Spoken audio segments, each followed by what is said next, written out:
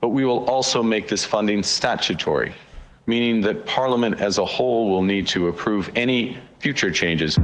Wow, like every day here. Welcome back to Moose and Loose. Today we've got, where do we start? We got Mark Carney coming out and saying he will continue supporting increasing the funding to the CBC. He's also going to make it law. Palestinian protesters completely invading and taking over McGill University. We got other stuff going on here. Let's jump into this. So starting off this one here. So we looked at this poll already a day or two ago. The Innovative Research, 38% conservatives, 37% liberals. But there's an interesting breakdown that Cat Canada has brought up. This shows that the conservatives hold a 12-point lead. You can see 36 to 24% over the Liberals in Canada, except Quebec, where the Liberals lead over the Bloc by 6 points. So that's the important distinction to make there. As you see, unaligned takes up 19%. This is interesting, though. Respondents in the rest of Canada, 769. So not a big poll here, but it is data. Going into the poll to look at it here. So here's the Liberals versus Conservative in Quebec. The Bloc trailing, as she said, 6 points behind. So this graph here showing a 6-point increase in strong agreement of time for a change,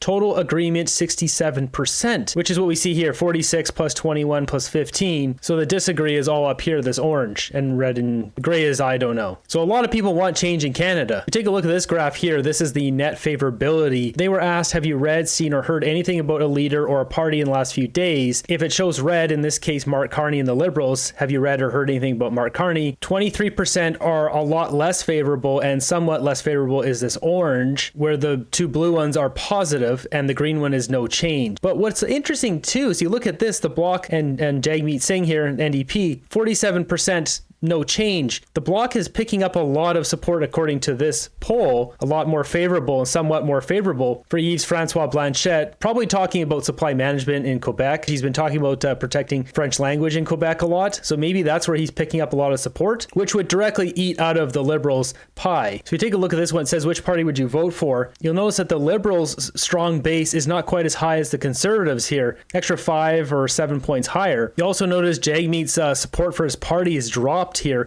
dramatically from 82 to 66% in the past 2 months. This all comes down to who do they poll? Where do they poll these people? Next up, we've got Pierre Poilievre saying he's proud to have this endorsement from the heroes at the Peel Regional Police Association who keep our communities safe. That's right, the police are endorsing Pierre Poilievre because they know he's going to change the laws. So once again, Canada will be tough on crime, as opposed to this liberal gong show we're living daily. So next up, we've got Mark Carney announcing more support for the CBC, and he wants to put it in law. Should note this idea came from earlier from the Heritage Minister. I don't think she's a Heritage Minister anymore. Pascal Onge, or whatever her name is. I think she was stepping down. But regardless, he wants to solidify CBC's funding. Canada's identity and institutions are under attack by foreign interference.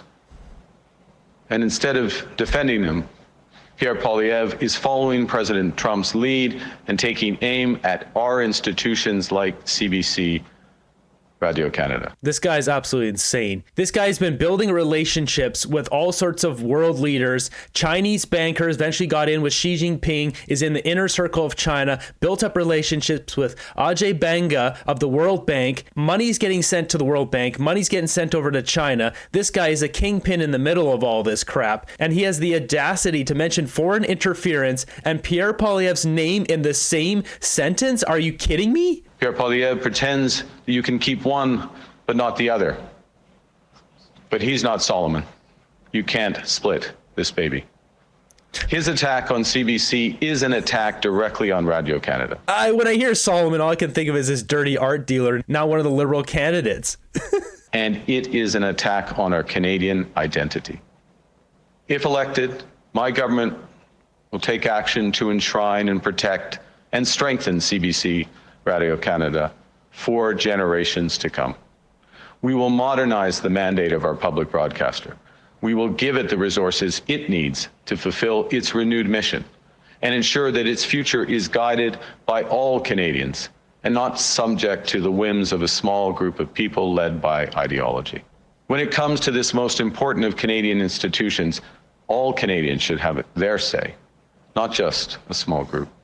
This is so rich, considering they spend somewhere around $1 million a day to slander Pierre Poilievre. All your talking points getting pushed out through them. This is not democracy. This is slipping very quickly into communism. Will not only increase CBC Radio-Canada's funding by $150 million, But we will also make this funding statutory, meaning that Parliament as a whole will need to approve any future changes to its funding, not just the Cabinet. This is very dangerous. He wants to further enshrine, protect CBC's funding in law and increase the budget. So he wants to increase it $150 million. We can see this is right from, you can see at the top here, CBC Radio Canada. This is their annual report. You can see their revenue expenses, the government funding right there, 2023, 2024, $1.4366 billion, basically $1.437 billion is what we pay for them to push propaganda back to us. And they want to increase this to 1.57 billion. This is absolutely preposterous. Taking a look at this website here, bang for your buck, this comparing public service broadcasting for 19 countries, including Canada. We can see Canada's right here. It shows population for 38 million. This is a little bit outdated. Now we're at 41 million, and this shows $1.2 billion of funding. That's $32 per person. That's 0.12% of public broadcaster spending as a percentage of total government spending, and advertising sponsorship revenue as a share of all the revenue, 22%. So really the main numbers to look at here, 1.2 billion. Australia is the same, 1.2. Austria, Belgium are under $1 billion, and all these other countries lower. Germany with 11, almost $12 billion. Ireland only 300 million. So these numbers jump around a lot. Look at America, though. This 1.98, this is basically less than $2 every American spends on a public broadcaster. This is per year, but you add it up with the whole population. It's like only $658 million. This really hasn't been a problem, and I'm sure it's not a problem in a lot of these countries until you get a corrupt government that weaponizes it against the people like we have here in Canada. I mean, we look at right from CBC today, Carney pledges $150 million to boost underfunded CBC. Yeah, you guys aren't underfunded. You should operate your own business with your own revenue. Maybe try some honest reporting once in a while. By strengthening our public broadcaster, we're protecting our identity and our culture and helping it to shine around the world. We're making Canada strong. Our plan will safeguard a reliable Canadian public square in a sea of misinformation and disinformation, so we can stay informed and tell our own stories in our own languages. Our plan will not only strengthen CBC Radio Canada, it will strengthen our communities that rely on it. It will make Canada strong. I swear he just takes every opportunity possible to say Canada strong. This guy is worse than Justin Trudeau because he has all these global ties. Ajay Banga, World Bank, Xi Jinping. He's got others too, which we'll dig into another episode. CBC and other legacy media are directly responsible for propping up the worst leadership in Canadian history for the last decade. They are the enemy of the common people. This is well said by Simon. Ridiculous take, but that's what you expect from Mark Carney, the liar. Canadians are so easily brainwashed by the press. Well, it's not becoming that way anymore. People are really starting to wake up here in the last 2 years or so. Release the names before the election, Mark. That will help. Yeah, release the names of the traitors. It's not going to happen. There's going to be a bunch of liberals on that list. Carney is foreign interference. What do we have here? Mark Carney's Brookfield. What did they just buy? It's Colonial Pipeline. Shares of Brookfield Infrastructure Partners are seeing some pressure in pre-market trading. The company has agreed to acquire Colonial Enterprises in a deal valued at $9 billion US. That agreement includes buying Shell's stake in the business. Colonial is the largest operator of is the operator, I should say, of the largest U.S. fuel pipeline, which runs from Texas to New Jersey. The deal comes as U.S. President Donald Trump is seeking to expand domestic energy infrastructure. This is a really weird development. You got to think Donald Trump has been pushing for energy independence, and now you have the country he's been threatening with tariffs for a month or so. You've got Mark Carney as the former chair of this company that bought the pipeline.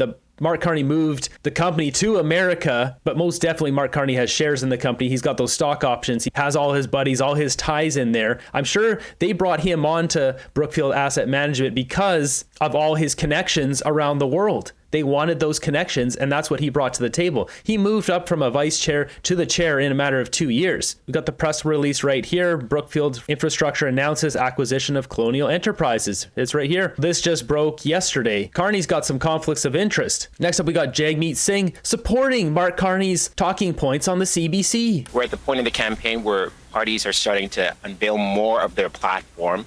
Oftentimes, parties speak about their plans for the national public broadcaster, CBC Radio Canada. What is the NDP's plan for CBC Radio Canada? I appreciate the question, particularly if I add the context of the recent public inquiry into foreign interference and Hoag's report on that. Justice Hoag actually goes into detail around misinformation as one of the most serious threats to our democracy. And in light of that, it's Justice Hoag, I think we'll pass on what she has to say. more important than ever to have a public broadcaster, one where there's quality journalism, information you can trust, fact-checking that goes on. So I think it's very important for us to invest significantly in a public broadcaster as a way to fight back against misinformation and disinformation. Also, in the context of attacks on our sovereignty from Donald Trump, attacks on our very country. Our culture and our identity are fundamental. And CBC as a public broadcaster has been a fundamental part of celebrating Canadian culture, celebrating Quebec culture, being a place for us to showcase our talent, to showcase our culture. So it's something that I think is very important with these two contexts, more important than ever. How can anyone take this guy serious when he brought on an OF model onto his campaign tour? At this point, I wouldn't be surprised if he suggested the CBC start hiring OF models to be anchors on the news. Why not? It's funny, someone's sharing this clip here again. Donald Trump. Jimmy is irrelevant. He's taking the NDP down to nothing. Next up, we got Mark Nixon posting this. Canada's lost 33,000 jobs in March, the biggest drop since 2022. Unemployment jumped to 6.7%, up for the sixth time in 8 months. 62,000 full-time jobs vanished. Retail, wholesale, culture sectors got slammed. This is what a broken economy looks like. This is a liberal economy. Liberal supporters don't seem to want to look at the facts. These are the facts. Crime is through the roof. Unemployment, job rates, all of it is very bad. What's also bad is Mark Carney's answer to this. So this is in French, but the journalist asks him, are you going to boycott U.S. strawberries? Looking down here, Kevin in Canada says, will you buy American produce? Will you buy American strawberries? Carney replies with, I will give you a bizarre answer, in a sense bizarre, because being prime minister, I won't buy strawberries and all that any longer. Someone else does that. This really just highlights Mark Carney's elitism. He hasn't bought strawberries in years, probably decades. He gets a servant to go do it. He gets someone else to do that for him. Why would he buy strawberries? I would be surprised if he has someone feed him strawberries. Next up, we got a question for Pierre Poilievre here in a factory about the tariffs, Donald Trump. Pierre gives a very logical answer, bringing up the border, something that Mark Carney hasn't talked about at all. Over the last few weeks, we've heard Donald Trump talk a lot about Canada in the same light that he talks about Mexico and China, and putting a 25% tariff on our exports. As the future prime minister, what would you do to galvanize that relationship with our neighbors to the south? Well, first of all, I disagree with the president. You shouldn't be putting us in with Mexico and China. That said, we have to be realistic. We export 3 times more to America than we do to the rest of the world.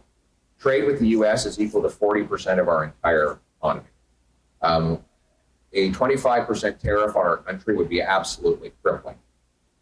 So we have to take action to avoid it. Some of the things he's asking for are things that would be good for Canadians if we did them anyway. For example, border security. Our border is a total disaster. We've had so much illegal migration across the border, so many fraudulent cases. We now have between 20, but the government, by the way, you're going to say, how could it possibly be between 20,000 and 500,000 people here illegally? I don't know how it could be between those, such a vast number, but that's what the Department of Immigration says. We have 20,000 to 500,000 people here illegally. And many of them will be tempted to cross the border into the United States because they have a significantly stronger and faster growing economy. If that happens, we will expect a massive retaliatory response from President Trump. So we have to secure the border. We have no choice, not just for him, but for us. It is dangerous for our country to have that many people here illegally. And so I will secure our border. We will have more frontline border guards. We'll have drones in the air to stop illegal crossings. We're going to do full criminal background checks on people who come to our country before they get here, which was something, believe it or not, we don't actually do right now. We're going to scan the shipping containers to keep the fentanyl ingredients out of our country. We're going to lock up the drug kingpins that have made Canada the fentanyl capital of the world. Those are all steps that Trump is demanding, but more importantly, they're all things that we need to do to secure our own country. You know, I don't want to fight fentanyl to make Donald Trump happy. I want to fight fentanyl so that not one more mother loses a child to overdoses. Lost 47,000 people. That's more than died in the Second World War. So we have to do this for ourselves. And now President Trump has made it clear that we have to do it if we want to continue to have access to the biggest and most lucrative economy the world has ever seen. Thank you. What a great response. Something to note about the drones, what we should be doing is buying autonomous drones and set flight paths for them, and they can take off and they land and they charge. You could put a docking station on either side of border crossings or through large spans, and the drones will just take off, they will record what's going on, they will land. I'm sure there's a way to have all that footage get uploaded somewhere to a cloud, to a server somewhere, and then AI scans it for anything that moves, and then that gets flagged in a computer system, and then you can have a person check it to see, oh, is that someone riding their bike near a border, or is that someone jumping over the border? That would take out a lot of the money required to actually patrol the border, just get the robots to do it for us. Something like this. The drone is out, it's flying, it's recording, it just comes, it lands on a docking station like this. This technology already exists, and then it gets charged while it's sitting here, and this thing comes over, protects it, and then opens back up when it's time to send out another drone. Okay, moving ahead here, this is about to get really spicy. So first we're gonna have Stephen Guilbeault speak on Canada's identity. History is a witness of the fact that undermining culture is always part of efforts to undermine sovereignty. Right now, our sovereignty is being threatened by the United States. Protecting Canada's distinct identity has never been more crucial. That's why we must protect our culture, which will never be on the negotiating table. This is too important, and that's why today's announcement is so important. He's talking about identity and culture. How about this for culture? This is even posted by Mark Miller. The V-word vandalism, intimidation at McGill is entirely unacceptable. Yet you guys did nothing to stop this. You guys have allowed this to escalate this badly. So we have now riot police coming out to deal with Palestinian protesters because they have shut down numerous classrooms in a university. If I was a student there, I would be suing the university, and all those students should get together and sue the university, having to spend thousands of dollars to go there and for the university not to act on this. So I can't show any footage from that Palestinian protest on this channel. I will put up a video on my second channel showing as much as I can because that channel isn't targeted. That will go up later today. What's become abundantly clear, though, is the Liberals have destabilized our justice system. They've allowed this rampant crime to happen, the home invasions, the cars being stolen, crime in the streets, bank robberies, jewelry stores being robbed in broad daylight in malls. And we've got these protesters destabilizing universities. This is all by design. They know this is happening. They would have changed their policies if they weren't in favor of it.